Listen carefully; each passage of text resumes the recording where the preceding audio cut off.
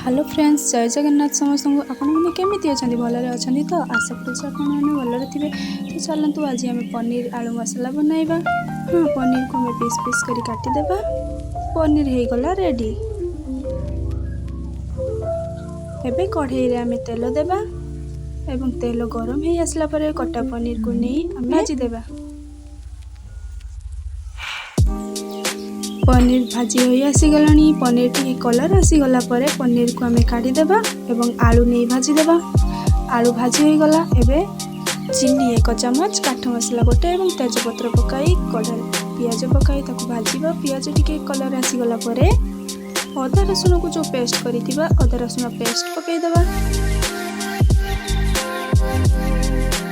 हलदी गुंड 1 चामच, स्वाद अनुसार लुण एवं राग अनुसार लंका गुंड पकई भल भाव में मसला को कषि टमाटो पकईदेबा।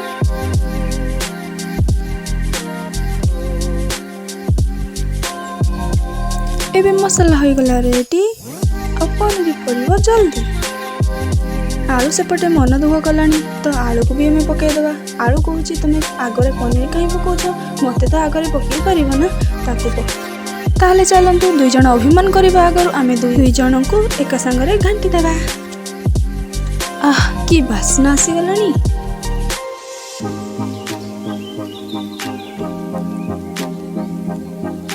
पनीर हे गला रेडी। सेमानकु खाइबा पई मु भी रेडी। तो चलतु तार स्वाद सेमानकु खाइबा पई भी मु भी रेडी।